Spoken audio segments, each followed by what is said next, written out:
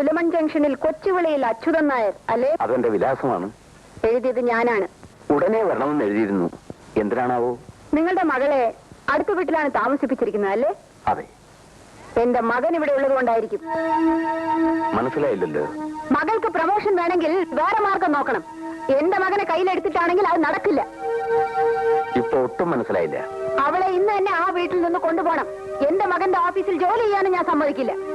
അതിപ്പോ അവള് താമസിക്കുന്നത് അവളുടെ അപ്പച്ചിയുടെ വീട്ടിലാണ്, ജോലി ചെയ്യുന്നത് സർക്കാർ ഓഫീസിലും. ഈ രണ്ട് സ്ഥലങ്ങളിലും നിങ്ങളുടെ സമ്മതം ആവശ്യമാണോ? ഇക്കാരം പറയരുത്.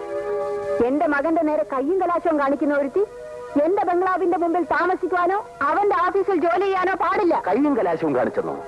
ഞാൻ കണ്ട കാര്യമാണ് പറഞ്ഞത്, ആരും പറഞ്ഞറിഞ്ഞല്ല. പക്ഷെ ഞാൻ വിശ്വസിക്കില്ല. ഞാൻ അവളെ അങ്ങനെ അല്ല വളർത്തിയത്. താൻ വളർത്തിയതിന്റെ വിശേഷമാണ് ഇപ്പൊ പറഞ്ഞത്. കണ്ട തേവിടിച്ചോളൊന്നും എന്റെ മകനെ വലവിശി പിടിക്കാൻ ഞാൻ സമ്മതിക്കില്ല. എന്റെ മകളെ പറ്റി ഇപ്പൊ പറഞ്ഞത് നിങ്ങളുടെ അന്തസ്സിന് ചേർന്നതായിരിക്കും, പക്ഷെ എന്റെ അന്തസ്സിന് ചേർന്നതല്ല. അതുകൊണ്ട് ഞാൻ മറുപടി പറയുന്നില്ല. തന്റെ ഒരു അന്തസ്. വരുന്നൊരു UP സ്കൂൾ അധ്യാപകൻ എന്തോ വാടോ അന്തസ്? നിങ്ങൾക്കത് മനസ്സിലാവില്ല. കാരണം ശിക്ഷിക്കലായിരുന്നു നിങ്ങളുടെ തൊഴിൽ, ഞാൻ പഠിപ്പിക്കുകയായിരുന്നു. ഓ, ഒരു വിജ്ഞാനകോശം. അല്ല, പഠിപ്പിക്കുന്ന ആളിനെ വിജ്ഞാനകോശം എന്നല്ല പറയുന്നത്, അധ്യാപകനെന്നാ. ഒരു അധ്യാപകനായി എനിക്ക് നിങ്ങളുടെ ഭാഷയിൽ സംസാരിക്കാൻ അറിയാം. എന്നിട്ട് ഞാൻ സംസാരിക്കാത്തതെന്താണെന്ന് അറിയാമോ? പ്രാണഭയം കൊണ്ട്. വിവരദോഷം പറയാതെ തോന്നുന്നവരെ പെമ്പറന്നവരോ കുറെ കൂടി ബഹുമാനപൂർവ്വം സംബോധന ചെയ്യേണ്ടതാണ്. പക്ഷെ അതിനുള്ള അർഹത നിങ്ങൾക്കില്ല. Bloody fool.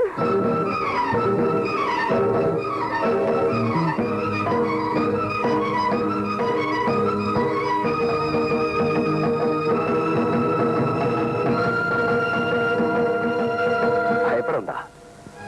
നിങ്ങൾ പറഞ്ഞ വാക്ക് ഞാൻ തിരിച്ച് പറയില്ല. വരട്ടെ.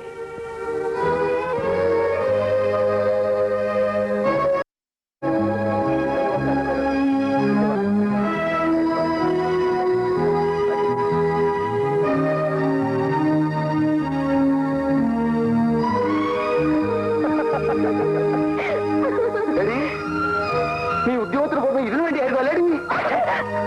എന്താണെന്നോ വീട്ടിൽ ചെന്ന് അമ്മയോട് ചോദിക്ക്.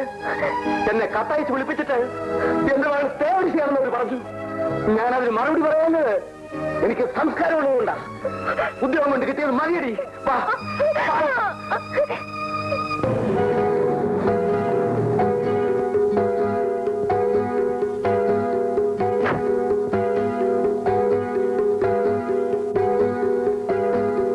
ഗീതയുടെ അച്ഛൻ ഇവിടെ വന്നിരുന്നോ?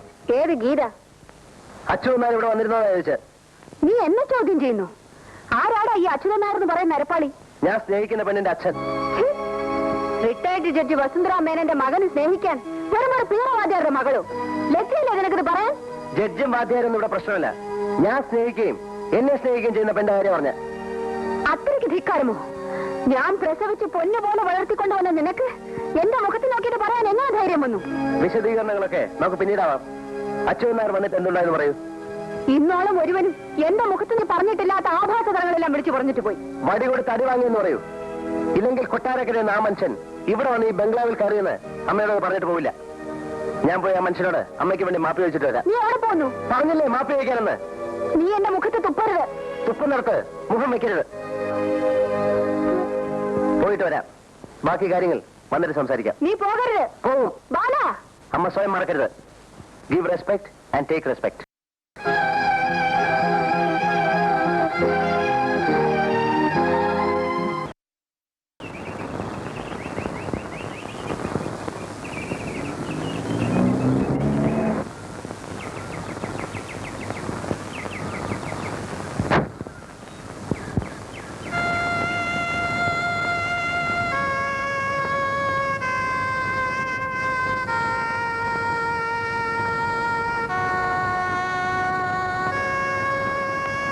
നമസ്തേ.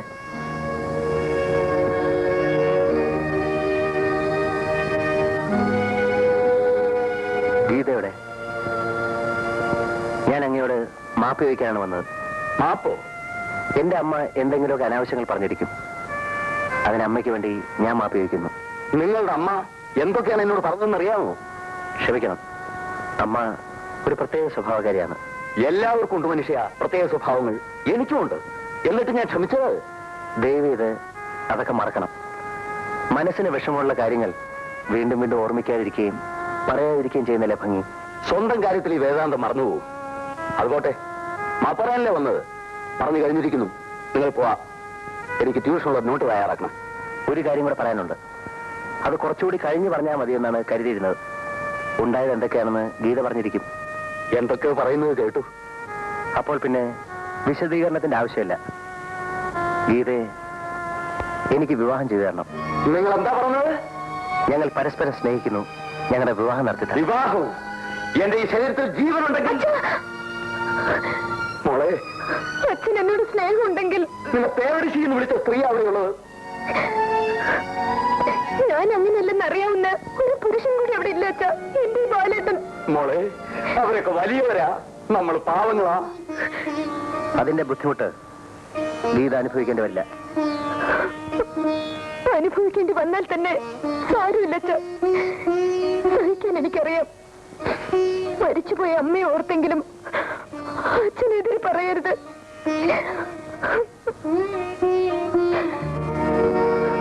ഇനി എനിക്കൊന്നും പറയാനില്ല മോളെ, ഒന്നും പറയാനില്ല. എന്റെ വീട്ടിൽ നിന്ന് ആരെങ്കിലും വരും, എന്നിട്ട് വിവാഹത്തെ നിശ്ചയിച്ചാൽ മതി.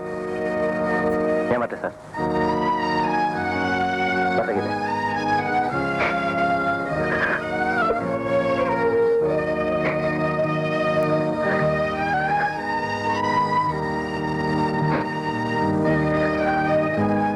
മോളെ, ഒന്നുകൂടെ ആലോചിക്കും മോളെ. ഈ ബന്ധം കൂടിയേ തീരുന്നുണ്ടോ? ഞങ്ങൾ തീരുമാനിച്ചു കഴിഞ്ഞതാണ് അച്ഛൻ. അച്ഛൻ ഞങ്ങളെ അനുഗ്രഹിക്കണം.